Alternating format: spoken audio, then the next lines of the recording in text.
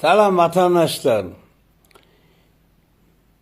Şu gören oğlununuzu geçenle de koyup geçiptim bir halkımızı çürken oğlunla yanan bir iki adam ara birden Muradağı mennene mallı deyip can ettiler, arz ettiler.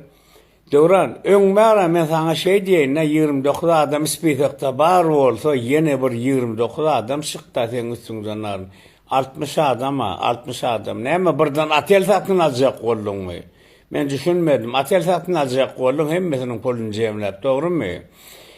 Sen maşenik nomur bir deyip para geçene yönelüge demedim sebebi seni kvartira salan oğlunlar var eken yaşapsın ha kvartirada bir kvartirada yaşapsın sen televizorunu oğlak kaydıpsın ha.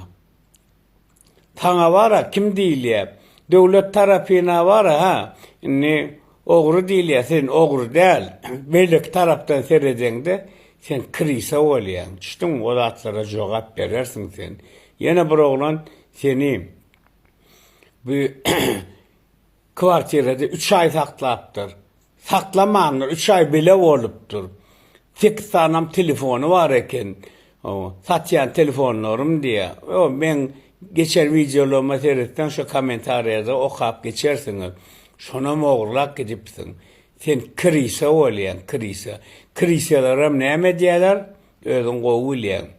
Sen şu dereceye yettin ha. Şu derece.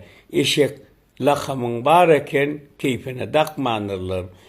Sen halkı bunca halkı ağlap sen bana söz verdin ha. Bana söz verdin. Muradağa deydin altısına. Gel men vekilliydin. Sen vekilmişsin. Bu Karayağam konsolu gel ya onun kontrakt bağlaşıyor. İşler devam ediyor. Sen men dinleşecek oldun. Men seni alak o gücüklerin, utgelerin, o çalyan sağlığına tansiyon adam değil. Düşünün değil mi? Sen beni kazırdın, sen beni ağladın, sen beni orsiyetten koydun. Orsiyete gitmelim, şotaydan koydun. Ben sana vizamı korkuttum. Yöne dedim, sen teklifle kovu dedim. Sen onu korkmadan, sen benim dinletecek oldun. O numaraların geçmedi. Sen bir videonu verdiler vatandaşlar da sen deyiptin otayda neyme? Vatandaşlar hemen Murat Malçı'nın yanına geldim. Murat Malçı var o TikTok'ta çıkış ediyor. O mal satyan oğlun. Şun yanına geliptin. O şotayda video çekiptin. Videonu gördük toplarlım dedin. Ağışana o sadaka Kuday yolu verecek. Yurttaşını o işlep yörün. Vatandaşlarımızın canları sağ olmak için var şey diyeyim var video koyupsun. Onun o ağışana da o barıpsın yine video çekipsin vatandaşlarımızın hani yurttaşını işlep size sadaka verdim deyipsin.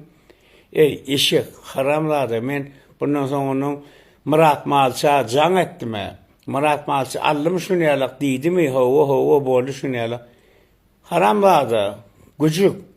Onun pulunu vermezsin o malın pulunu vermezsin sen. Ne mecbur veriyorsun ay?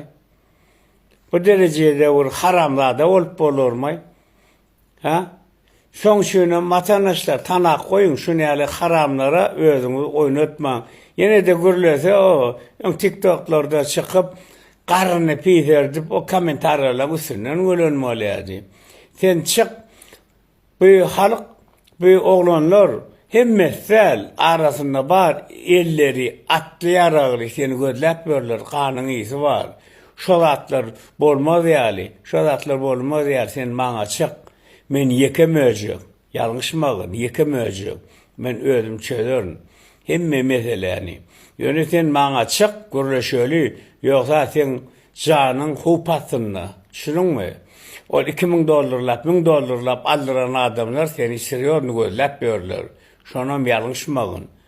Vatandaşlar aşağıda komentariyada yazın şunu nerede görünmüyorsunuz, iştenmiyorsunuz, girip çıkan hini görünmüyorsunuz. Sen eşittin ben senin varam. Bir 2 hafta o naşnoyun anına padede Girip çıkan eken yöne 2 günläp olanlar seyretti. Ağzını uçuklayanlar. 2 gün merem çıkan ok diýerler sana. O ya yerini ütgötdün ya da ağzını uçuklap bar, elin ayağın titrep, mıradağıdan korkup, hininde otuyorsun. Krisa çık, görüşeli, gel, maslahatlaşaly.